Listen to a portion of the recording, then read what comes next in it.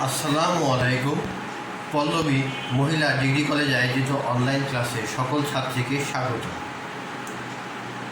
আমি মোহাম্মদ শাফায়েত হাসান, প্রভাষক, finance, banking ও বিমা। আজ আমি তোমাদের মূলধন বাজেটিংয়ের কৌশলের ইন্টারনাল রেট অফ রিটার্ন নিয়ে আলোচনা করব, অর্থাৎ IRR, internal rate of return. সর্বপ্রথম আমি মহান আল্লাহ তাআলাকে ধন্যবাদ জানাচ্ছি, যিনি এই করোনা মহামারীর সময় আমাদেরকে সুস্থ সবল রেখেছেন। সেজন্য আমি আল্লাহর কাছে সকলকে নিকট প্রার্থনা করি যেন তিনি এই মহামারীর সময় আমাদেরকে সুস্থ সবল রাখেন। আমি ধন্যবাদ জানাচ্ছি আমাদের অধ্যক্ষ মহোদয়, উপাধ্যক্ষ মহোদয়, অনলাইন ক্লাসের সাথে সংশ্লিষ্ট সকল শিক্ষক মণ্ডলী ও ছাত্রীবৃন্দ। সবাইকে আসসালামু আলাইকুম। সবাইকে শুভেচ্ছা জানিয়ে আজকে ক্লাস আমি শুরু করছি।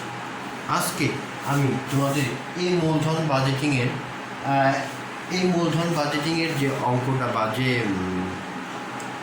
অঙ্কটা আছে IRR, internal rate of return, এই রেট অফ রিটার্নের দুটো নিয়মের অঙ্ক আজ আমি তোমাদেরকে দেখিয়ে দিব। তো সর্বপ্রথম আমরা জানি ইন্টারনাল রেট অফ রিটার্ন বলতে আমরা কি বুঝি, এটা আমাদের বোঝা দরকার। ইন্টারনাল রেট অফ রিটার্ন অর্থাৎ অভ্যন্তরীণ আয়ের হার বলতে আমরা যা বুঝি, এটা এমন একটা বার্তার হারকে বোঝায় যা ভবিষ্যৎ অভ্যন্তরীণ নগদ প্রবাহের বর্তমান মূল্যকে বিনিয়োগের হারের সমান হয়। অর্থাৎ আমি ভবিষ্যতের যে নগদ প্রবাহ হবে তার বিনিয়োগের বর্তমান মূল্যের সমান হবে। এখানে এই IRR অবশ্যই পার্সেন্ট আকারে বের হবে, এটা অবশ্যই পার্সেন্ট আকারে বের হবে। আমরা এটাকে অবশ্যই শতকরা, যেমন 5%, 10%, এই শতকরা হারে প্রকাশ করব IRR। আজকে আমি তোমাদের দুইটা নিয়ম দেখাই দিব। একটা তোমাদেরকে 4 মার্কে জাতীয় বিশ্ববিদ্যালয় এবং 10 মার্কের আসে। IRR কি, এটা 1 মার্কেও তোমাদের আসে। তাহলে এটা খুবই গুরুত্বপূর্ণ একটা অধ্যায়, বা এই অঙ্কটা তোমাদের জন্য খুবই গুরুত্বপূর্ণ, কারণ ন্যাশনাল ইউনিভার্সিটিতে তোমাদেরকে অবশ্যই এটা 10 মার্ক অথবা 4 মার্ক অথবা 10 মার্কের অন্য কোনো অঙ্কের সাথে মিলে এই দুইটা অঙ্ক আসতে পারে। সেজন্য এই ইন্টারনাল রেট অফ রিটার্নটা খুবই গুরুত্বপূর্ণ একটা বিষয়। তাই এই ইন্টারনাল রেট অফ রিটার্নটা আমি এখন তোমাদেরকে বিস্তারিতভাবে সুন্দর মতো বুঝিয়ে দিব। তাহলে আমি আমার প্রথম অঙ্কটা শুরু করছি, তোমরা মনোযোগ সহকারে অঙ্কটা দেখো।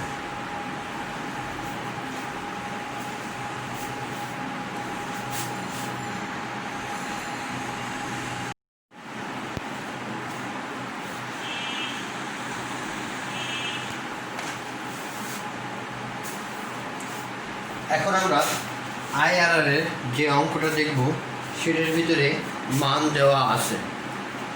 এই মান দেওয়া থাকলে আমরা IRR-গুলা কীভাবে সম্পূর্ণ করতে পারি সেটা সে বিষয়ে নিয়ে আজকে বা আমি এখন তোমাদের দেখা দেব। তাহলে আমি একটা অঙ্কের উদাহরণ দিয়েছি, এই অঙ্কটা আগে তোমরা দেখো, দেখার পরে বুঝো, তারপর আমি করে দিচ্ছি। KM Tech used the IRR, internal rate of return, to select project. Net present value of an project at 12% is টাকা 7,000। অর্থাৎ 12%-এ অর্থাৎ লোয়ার রেস্টে হয় কত, 7,000 টাকা। অ্যান্ড অ্যাট 17% অর্থাৎ 17% টাকা মাইনাস ফিগার 3,000 টাকা। The required rate of return is the farm is 14%. Calculate the IR, অর্থাৎ এখানে লোয়ার ইন্টারেস্ট রেট এবং হায়ার ইন্টারেস্ট রেট দুইটাই দেওয়া আছে। এই দুইটাই দেওয়ার পরেই দুইটা দেওয়া আছে, সেই দুইটা ব্যবহার করব এবং আমরা যে লোয়ার রেটটা দেওয়া আছে 12% সেটা ধরে ব্যবহার করব এবং হায়ার রেটটা আছে 70%, এইটাও ব্যবহার করব। পরবর্তী অঙ্কে মানে আমার 2 নম্বর অঙ্কটা আমি দেখাবো, যদি এই দুইটা দেওয়া না থাকে তাহলে আমরা কিভাবে করব সে ব্যাপারটাও আমরা দেখব। তো আমরা প্রথম ক্লাসে যে সূত্রটা লিখে দিয়েছিলাম, উই নো দ্যাট, তোমাদের মনে আছে অবশ্যই, IR সমান A plus C divided by C minus D bracket B minus A। এখন এগুলার আমরা মান বসাবো, অর্থাৎ এখানে আমি লিখলাম হেয়ার A সমান কি, A সমান লোয়ার এর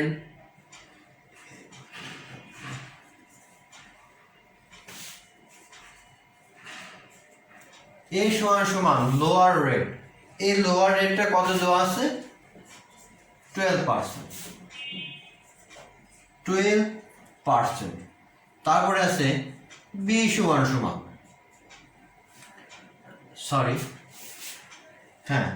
B সমান দেওয়া আছে হায়ার রেট।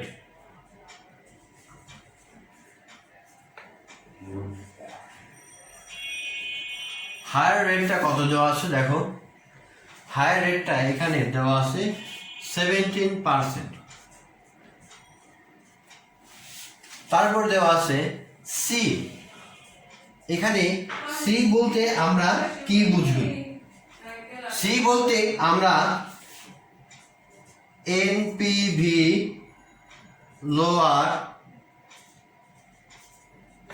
লোয়ার রেট, অর্থাৎ প্রেজেন্ট ভ্যালুর যে লোয়ার রেটটা আছে সেই রেটটাই আমরা এখন এখানে ব্যবহার করব। NPV লোয়ার রেটে দেখো 12% কত দেওয়া আছে? 7,000 টাকা। তাহলে আমরা এখানে 7,000 টাকা ব্যবহার করব। আবার দেওয়া আছে D, NPV সমান হায়ার রেট। হায়ার রেটটা দেওয়া আছে কত? মাইনাস ফিগারে 3,000। তোমরা এইভাবেও লিখতে পারো অথবা 3,000 এভাবে ব্র্যাকেটেও লিখলে বোঝা যায় যে এটা মাইনাস চিহ্ন দেওয়া। আমি তোমাদের সুবিধার্থে এই মাইনাস দিয়ে লিখলাম। এখন আমি এইগুলার সম্পূর্ণ, অর্থাৎ A plus C divided by C minus D bracket B minus A, এই যে সূত্রগুলো আছে এই সূত্রগুলো থেকে আমি এখন মান বসাবো। মান বসালে আমি এর মান পাই 12%। 12% প্লাস সির মান পেয়েছি কত? 7,000 টাকা।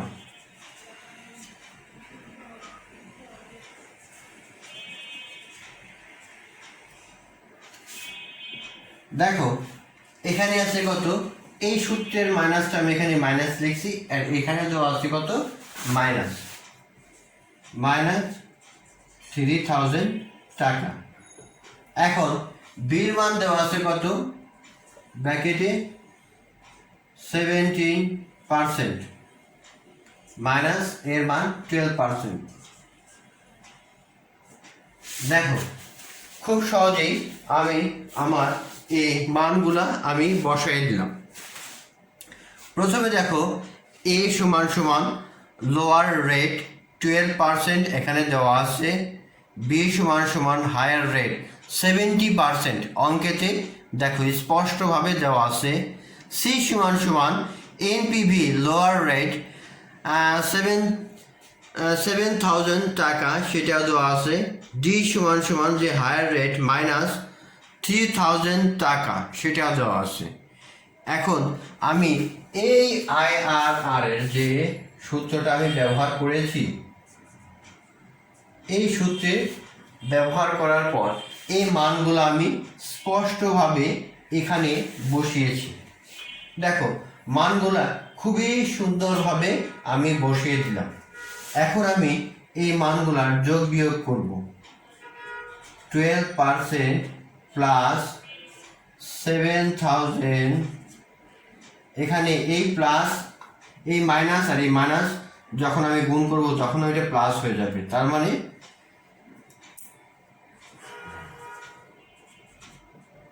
প্লাস 3,000,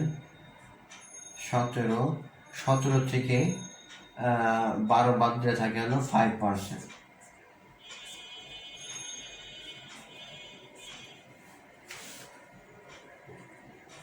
আমরা বদমাশের নিয়ম অনুযায়ী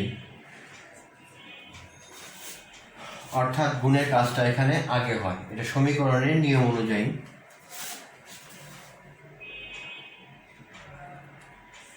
7,000, 10,000 গুণন 5, 12% প্লাস, দেখো যে 12% দেওয়া আছে সেটা বের করলে আমরা পাই, এটা ভাগ করলে 0.70 পূরণ 5%। 12% প্লাস এই দুটো এখন আমরা গুণ করলে পাই 3.50%, অর্থাৎ 12। আমি অ্যান্সারটা পাচ্ছি কত? 15.50%, অর্থাৎ আর সমান সমান আমার 15.50 এত পার্সেন্ট বের হচ্ছে। অর্থাৎ এখন স্পষ্টভাবে একটু দেখো, আর যে সূত্র বসালাম তাতে এর মান সমান সমান 12 প্লাস 7,000 ডিভাইডেড বাই 7,000 মাইনাস 3,000। এটা কিভাবে হয়েছে তোমরা এটা নিশ্চয়ই বুঝতে পেরেছ, কারণ মাইনাসে মাইনাসে আমার এই অঙ্কটা প্লাস হয়ে গেছে, তাই 7,000-এর সাথে 3,000 যোগ হয়ে গেছে। যোগ হওয়ার পর 10,000 দিয়ে ভাগ দেওয়ার পরে ইজিভাবে এই অঙ্কটা আমি বের করতে পেরেছি। দেখো এর একটা খুবই সহজ অঙ্ক, অর্থাৎ KMTech use the IRR to select project to net present value of the project as 12% is Taka 7,000 at 17 at 3,000 to required rate of return the firm is 40%. Calculate IRR, অর্থাৎ এই ফার্মটা অর্থাৎ KM টেকনোলজির যে IRRটা সেটা আমাদের বের হয়েছে কত? 15.50%। খুব সহজেই আমি আমার এই অঙ্কটা করে ফেললাম। তো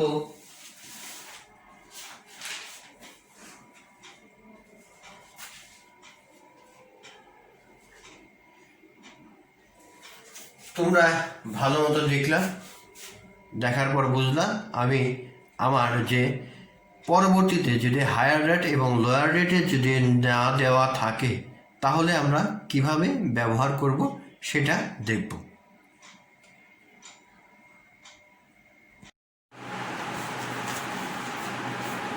প্রিয় ছাত্রীরা, এখন আমি 2 নম্বর যে সূত্রটা ছিল, 2 নম্বর যে নিয়মের অঙ্কটা ছিল সেটা নিয়ে আজকে আলোচনা করব। তো আমার প্রথম অঙ্কটা তোমরা ঠিকই ভালো মতো বুঝতে পেরেছ। এখন 2 নম্বর যে অঙ্কটা ছিল সেই অঙ্কটা নিয়ে আলোচনা করব। এই অঙ্কের যে ভিতরে কিভাবে আমি অঙ্কটা করি একটু দেখো, আগে অঙ্কটা বুঝার পরে আমি করে দিচ্ছি। দেখো, X company is interested to invest Taka 50,000 in a project. It is expected that the project would have a life of 5 years. Cash flow are, অর্থাৎ এই পার্টটা শেষ হলে আমরা এই ক্যাশ ফ্লোটা বের করতেছি। ইয়ার ক্যাশ ফ্লো 1, 2, 3, 4, 5। এখানে প্রথম বছরে 20,000 টাকা, দ্বিতীয় বছরে 22, তৃতীয় বছরে 25, চতুর্থ বছরে 27, পঞ্চম বছরে 30,000 টাকা। দেখো depreciation should be charge on a state line basis, অর্থাৎ সমহারে।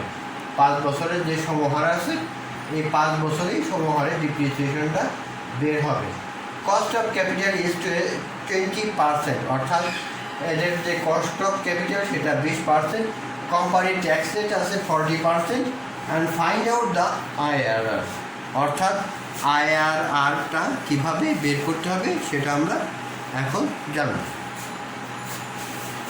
তো এই অঙ্কটা প্রথমে আমাদের করতে গেলে আমাদের লাগবে ডিপ্রিসিয়েশন, অ্যানুয়াল ডিপ্রিসিয়েশনটা এখানে অবশ্যই লাগবে। এই অঙ্কটা আমরা এখন বুঝলাম, এখন আমরা অঙ্কের সলিউশনটা করব, অ্যান্সারটা করব।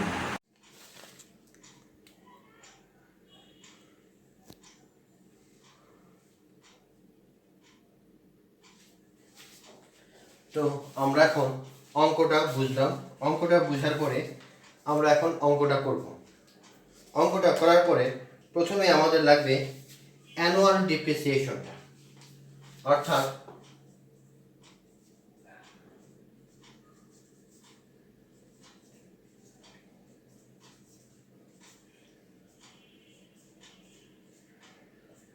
বার্ষিক অপচয়। বার্ষিক অপচয়ের সূত্র হলো cost minus SV divided by asset life. এখানে আছে 50,000 টাকা, এসভি সমান 0 ডিভাইডেড বাই 5 ইয়ার্স। আমরা কস্টটা দেওয়া আছে 50,000 টাকা, যে অঙ্কে প্রথমে দেওয়া আছে যে ইনিশিয়াল ইনভেস্টমেন্ট বা ইনভেস্টমেন্ট কত করতে চায়, আর 5 বছর এটা দেওয়া ছিল। তো আমরা 5 দিয়ে 50 ভাগ দিলে আমরা ইজিলি 10,000 টাকা পাই। অর্থাৎ অ্যানুয়াল ডিপ্রিসিয়েশন অর্থাৎ বার্ষিক অবচয় আমাদের আসে এই অঙ্কের কত, 10,000 টাকা। এই 10,000 টাকায় আমাদের বার্ষিক অবচয়টা আসে।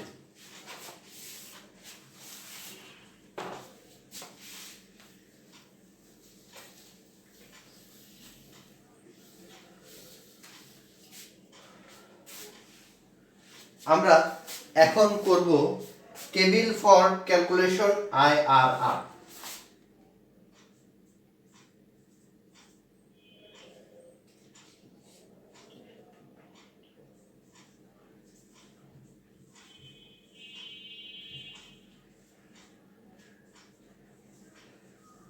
অর্থাৎ আইআরআর বের করার জন্য আমরা এখন একটা টেবিল তৈরি করব।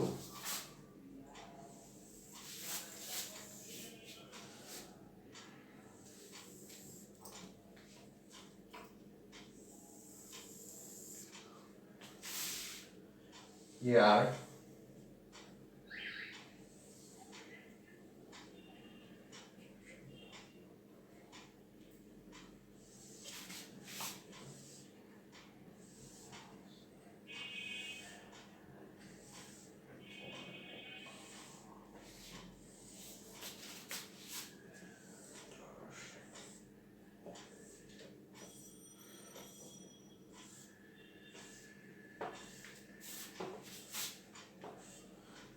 প্রথমে আছে ইয়ার, বছর,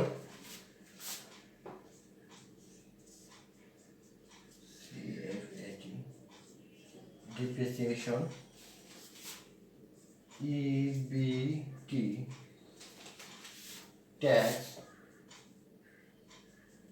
40%, ইএটি,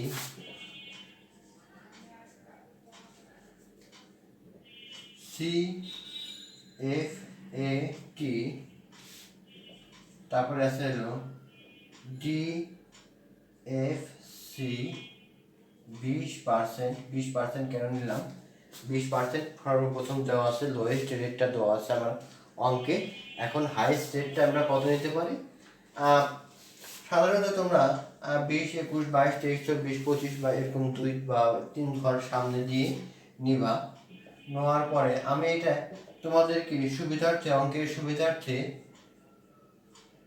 25% ধরলাম, 25% ধরলাম। যেহেতু আমার ক্যাশ ফ্লোটা দেওয়া আছে 5 বছরের, তার মানে আমি প্রথম বছরে শুরু করি। প্রথম বছরে ক্যাশ ফ্লো আছে 22,000 টাকা, ডিপ্রিসিয়েশন আছে 10,000 টাকা। 22,000 টাকা, তারপর ডিপ্রিসিয়েশন কত আছে? অ্যানুয়াল ডিপ্রিসিয়েশন আমার বেড়েছে 10,000 টাকা। তার মানে এখান থেকে আমার বাদ দিলে থাকি হলো কত? 12,000 টাকা। এখন ট্যাক্স রেট, এই 12,000 টাকার 40% ট্যাক্স রেট আসে 4,000 টাকা। তারপরে earning after tax, earning after tax বাদ দিলে আমি পাই, সরি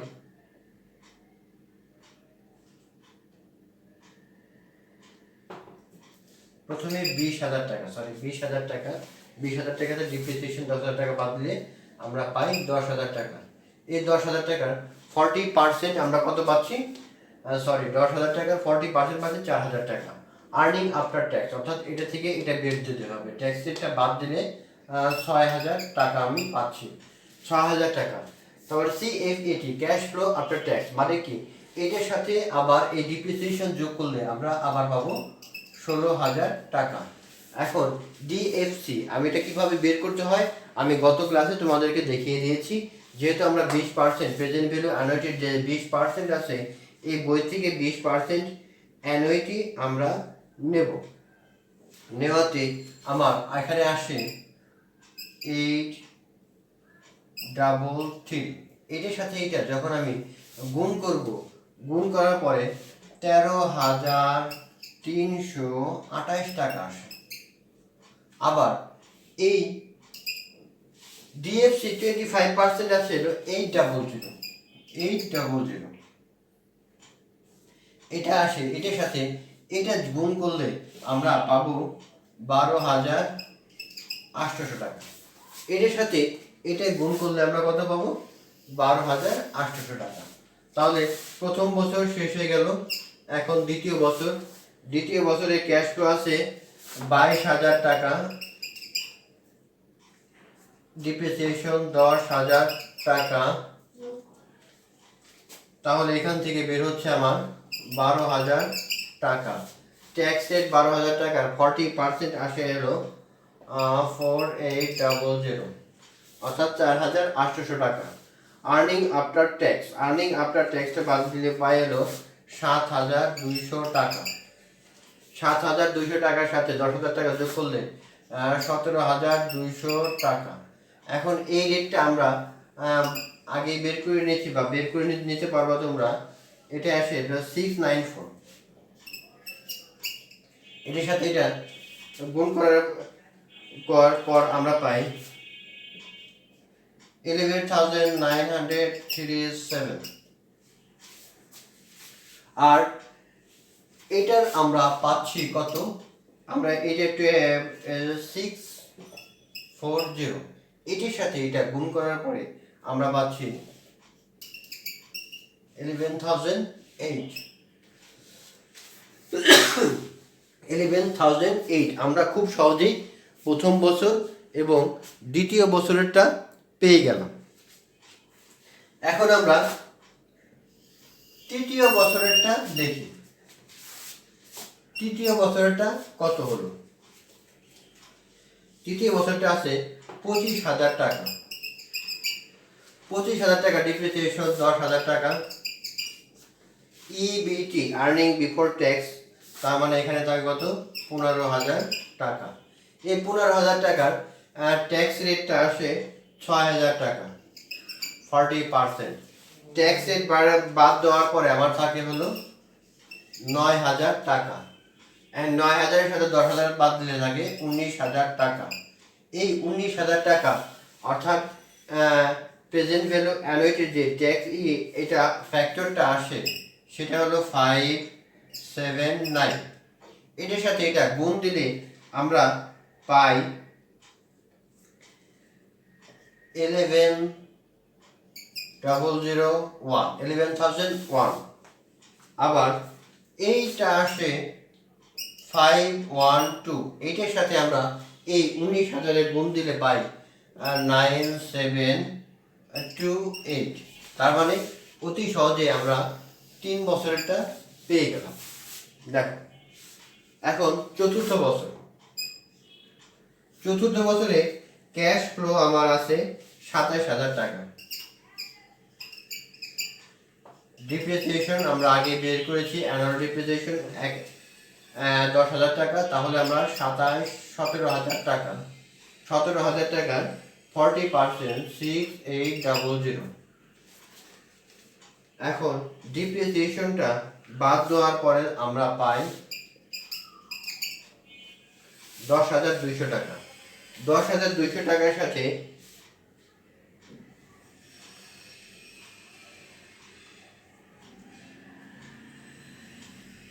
এই 10,200 টাকার সাথে অ্যানুয়াল ডিপ্রিসিয়েশন যেটা আসে সেটা যদি আমরা এভাবে যোগ করি তাহলে কত, 10 10 20, তার মানে 20,200 টাকা আসে। এই 20,200 টাকা সমান 4.82, আর এটা হলো প্রেজেন্ট ভ্যালু অ্যানুইটি যে সূত্রটা আছে, তার মানে আমরা এখানে পাচ্ছি 9736। তারপরে এটা আমরা পাই 410, এটার সাথে এটা বা গুণ করার পর আমরা পাই 8282। দেখ অতি সহজেই আমার 4 বছরেরটা আমরা পেয়ে গেলাম। এখন লাস্ট ইয়ার অর্থাৎ 5 বছরে ক্যাশ ফ্লো আছে 30,000 টাকা, ডিপ্রিসিয়েশন আছে 10,000 টাকা, এটা হবে 20,000 টাকা, তার মানে 40% আসে 8,000 টাকা, তা এখানে থাকে 12,000 টাকা। 12,000 টাকার সাথে 10,000 টাকা যোগ করলে হয় 22,000 টাকা। 22,000 টাকার সাথে এই অ্যানুয়াল এটা পাই 402, এটা গুণ করলে আমরা পাই 8844, 8,844 টাকা শূন্য। আমরা এই রেটটা পাই 328, এটা গুণ করলে পাই 7216। দেখো সুপ্রিয় ছাত্রীবৃন্দ, তোমরা ইজিলি ভাবে দেখতে পাচ্ছ যে এখানে আমার এইভাবে এটা হলো। এখন টোটালটা দেখো, টোটালে আমার কয়েকটা লাগবে, সবগুলো আমি টোটাল দিব না, যে কটা আমার লাগে টোটাল CFAT এটা যোগ করে আমরা পাচ্ছি 94400, 94,400 টাকা। আবার পিভিটা এটা আমার লাগবে, পিভিটা 54864, আর লাস্টের এটা পিভি যোগ করে আমি পাচ্ছি 49034। খুব সহজেই আমরা এখন পেয়ে গেলাম। এখন উই নো দ্যাট আমরা, তোমরা একটু ভালো করে দেখো, আমি একটু মুছে আবার নতুন করে যে আইআর এর সূত্রটা আছে সেটা আমি আবার করব।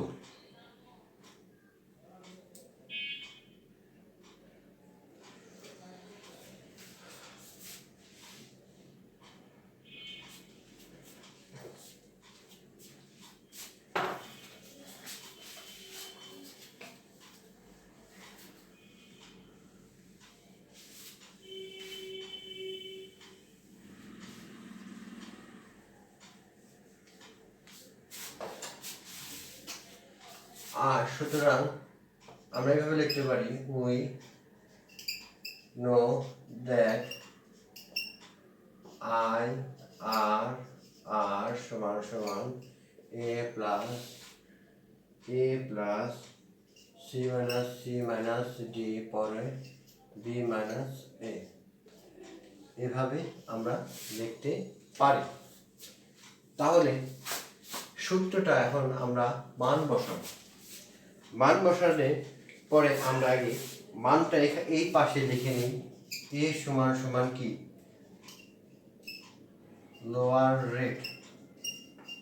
লোয়ার রেট আমরা 20% ধরে নিয়েছি অঙ্কের ভিতরে, আমরা এটা 20%ই রাখবো। তারপরে বি সমান হায়ার, হায়ার রেট 25%। তারপরে C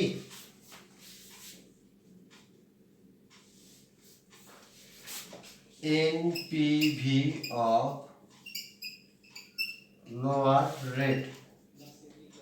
NPV of lower rate, দেখো এনপিভি আমার বেড়েছে কত, 54,846 মাইনাস 5,000 টাকা। আমি এটা বিয়োগ করার পরে পাচ্ছি 4846। তার মানে এসির মানটা বেড়েছে 4846। তারপরে ডির মান, ডির মান আমার বের হয়েছে, বা এটার হলো হায়ার লোয়ার রেস্ট, এটা হবে 49034 মাইনাস 5,000 টাকা। আমি আবার এনপিভিটা এক শর্টকাট না লিখলাম তোমাদের বোঝার জন্য। এই মানটা আমার এই লাস্টে 25%-এ বের হয়েছিল, 25%-এর পিভিতে বের হয়েছিল। এটা আমার আসে মাইনাস 966। কত আসে, মাইনাস 966। আমরা এখন এর মানটা বসাই। এখানে 20% প্লাস সিটের মান দেওয়া আছে 4846, সির মান 4846 মাইনাস 966, তারপরে আছে 25 মাইনাস 20,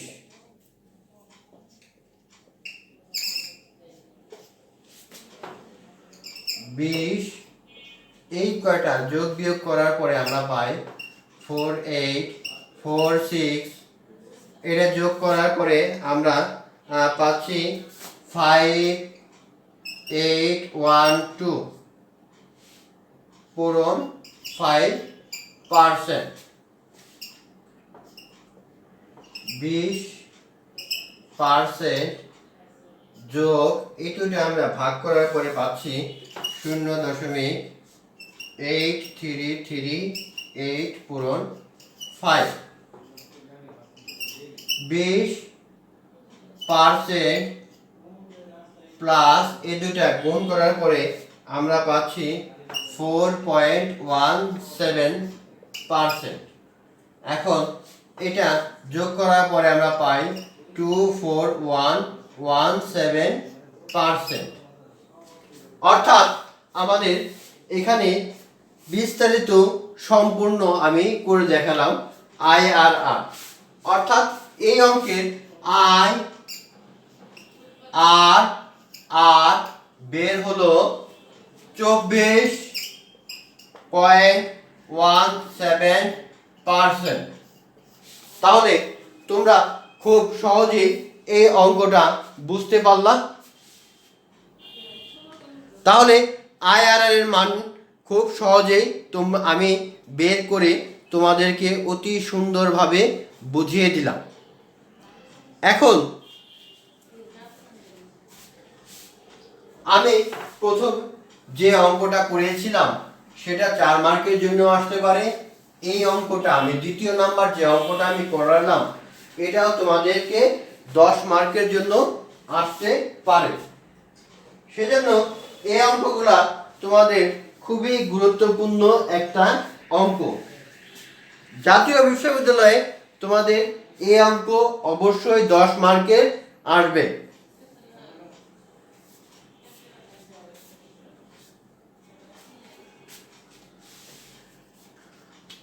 মূলধন বাজেটিংয়ের এই অধ্যায় সম্পর্কে আমি বিস্তারিত আগের ক্লাসে আমি করিয়েছি অঙ্কগুলা। আজকে আইআরআর অঙ্কটা করালাম। আশা করি তোমরা এই দুইটা নিয়মের অঙ্কই ভালো মতো বুঝতে পেরেছ। তোমাদেরকে সকলকে শুভেচ্ছা জানিয়ে আজকের মতো এখানে শেষ করছি।